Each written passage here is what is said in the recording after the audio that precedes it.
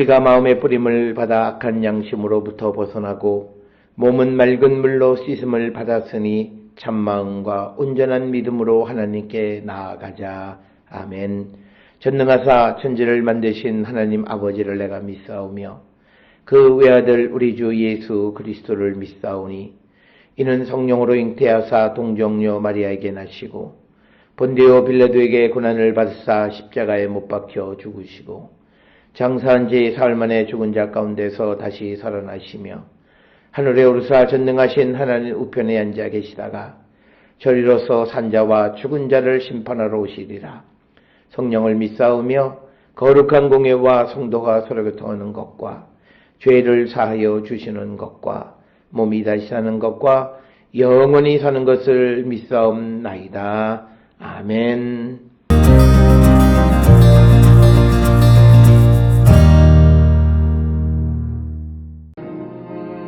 이제 모든 짐승에게 물어보라. 그것들이 내게 가르치리라.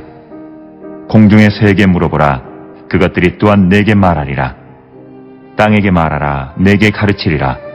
바다의 고기도 내게 설명하리라. 이것들 중에 어느 것이 여호와의 손이 이를 행하신 줄을 알지 못하랴. 모든 생물의 생명과 모든 사람의 육신의 목숨이 다 그의 손에 있느니라. 입이 음식의 맛을 구별함같이 귀가 말을 분간하지 아니하느냐. 늙은 자에게는 지혜가 있고 장수하는 자에게는 명철이 있느니라.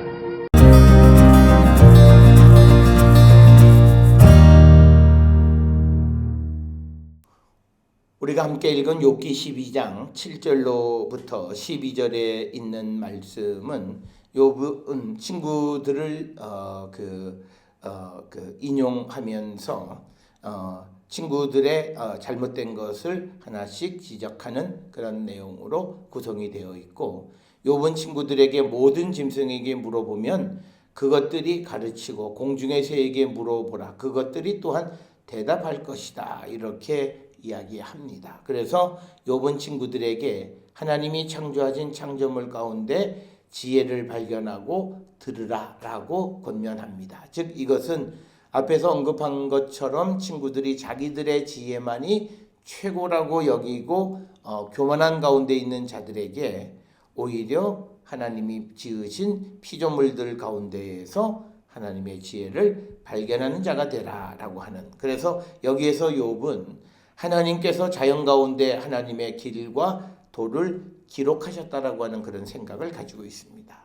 이것은 이사야 66장 2절이나 예레미야 14장 22절에도 비슷한 생각을 기록하고 있고, 이것은 조직신학에서 말하는 자연계시와 같은 그런 겁니다. 그래서 하나님이 만드신 이 우주 세상 속에 하나님께서 지혜를 기록하셨다라고 하는 거죠. 그래서 그것들을 통해서 지혜를 얻으라라고 하는, 그래서 이 말씀은 친구들의 어떤 주관적인 것보다는 자연 속에 나타나 있는 하나님의 참된 지혜를 발견하는 자가 되어야 함을 강조하고 있고, 욥기 11장 7절부터 12절에서 소발은 인간이 접근할 수 없는 지혜에 대해서 말하고, 이에 대해서 욥기 12장 7절부터 9절에서 욥은 하나님께서 만드신 것을 통하여 하나님이 가르치신다라고 하는 것을 강조하는 그런 말씀이 되겠습니다.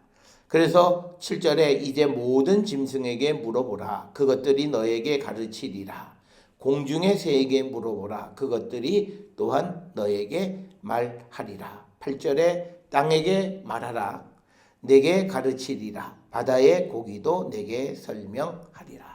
따라서 오늘 주시는 7절과 8절에 있는 말씀은 하나님께서 만드신 이 우주 삼라만상으로부터 지혜를 배우는 자가 되어야 함을 강조하면서 친구들이 자신의 경험이나 또는 자신의 조상들로부터 받은 내용을 중심으로 한 그런 지혜에만 매몰되어 있는 것에서 벗어나 하나님이 다양하게 말씀하시는 그 지혜를 배우라고 하는 그런 것으로서 어떤 편협된 지혜가 아니라 보편적으로 주시는 하나님의 지혜를 배울 것을 권면하는 것이 오늘 주시는 7절과 8절의 말씀이 되겠습니다. 구절은 7, 8절에서 언급한 하나님의 피조물들은 이것들 중에 어느 것이 여호와의 손이 이를 행하신 줄을 알지 못하랴. 즉 세상의 모든 피조물들도 특히 짐승이나 새나 땅이나 바다의 고기조차도 자신을 만드신 이가 누구이신 줄을 안다. 그래서 여호와의 손이 이것을 만드셨다라고 하는 것을 안다라고 하는 겁니다. 이것은 뭐냐면 욥의 친구들이 자신들이 지혜롭고 하나님을 경외하라고 말하면서도 하나님의 위대하심을 잊어버리고 있는, 그러면서도 자기들의 지혜가 최고의 지혜라고 말하는 것을 비꼬와 꾸짖는 그런 말씀이 오늘 구절에 있는 말씀이 되겠습니다. 욥기 12장 10절에서 모든 생물의 생명과 모든 사람의 육신의 목숨이 다 그의 손에 있다. 즉 생물의 생명, 즉 그것과 또 사람의 육신의 목숨이 여호와의 손에 달려 있다. 그래서 생물의 생명은 네페시고 또 육신의 목숨으로 번역된 목숨은 루아흐로 이렇게 번역이 되어 있습니다. 그래서 오늘 주시는 10절에서 생물에는 네페시, 사람에게는 루아 이렇게 기록이 되어져 있습니다. 그러나 우리가 잘 아는 전도서 3장 21절에 사람과 동물의 생명 모두를 영을 뜻하는 루아으로 기록이 되어 있다. 그래서 우리가 여기서 알 수 있는 것은 히브리어의 네페시나 루아은 서로 상호 함께 사용하는 그런 단어임을 우리가 짐작할 수 있다라고 하는 겁니다. 그래서 사람의 생명, 즉 피조물의 모든 것의 생명은 하나님의 손에 달려 있다라고 하는 것을 강조하고 있고, 11절에서 수사적 질문입니다.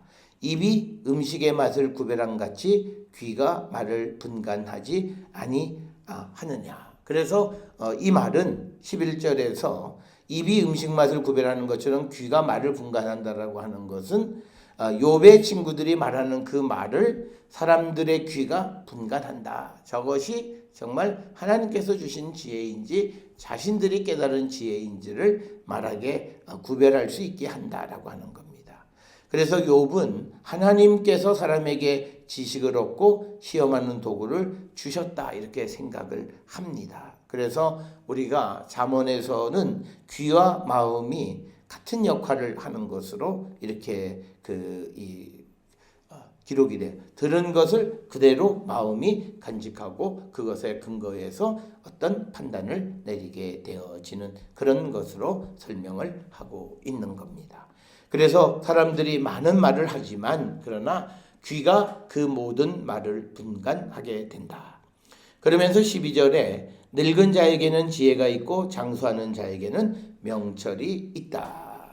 그래서 욥은 여기서 하나님을 마치 늙은 자나 장수하는 자에 비유하고 있는 거죠. 그래서 하나님의 위대한 지혜가 세상을 지배하는 것이다. 그래서 오늘 주시는 7절로부터 12절에 있는 말씀은 앞에 1절로부터 6절에서 친구들이 자기들의 지혜, 경험했거나 사람들에게로부터 들은 것이 최고라고 생각하는 그 사람들에게 특별히 우리가 따라야 되는 위대한 지혜는 하나님이 주시는 지혜임을 강조하는 그런 말씀이 오늘 우리가 읽은 말씀이 되겠습니다. 오늘 주시는 본문의 말씀을 통해서 우리도 세상을 살아가면서 하나님의 지혜에 의지해서 살아가기를 결단하는 그런 성도가 되어야 하고, 그럴 때 우리는 이 땅에서 하나님의 뜻을 이루며 살아가는 자가 될 수 있음을 가르쳐 주시는 귀한 말씀이 되겠습니다. 사랑하는 성도 여러분, 우리의 삶을 돌아보시면서 우리가 더욱더 하나님의 말씀, 하나님의 지혜 가운데 살아가기를 결단하는 우리 모든 성도 될 수 있기를 주의 이름으로 축원합니다. 기도하시겠습니다. 사랑과 은혜가 충만하신 아버지 하나님, 이 세상을 지배하는 것은 하나님의 위대한 지혜임을 오늘 말씀하셨사오니 우리가 이 땅을 살아갈 때에 하나님의 지혜를 통하여 살아가는 자 되게 하시고, 그 지혜를 따라 살기로 결단하는 우리 모든 성도 되게 인도하여 주시옵소서. 예수님의 이름으로 기도드렸사옵나이다. 아멘.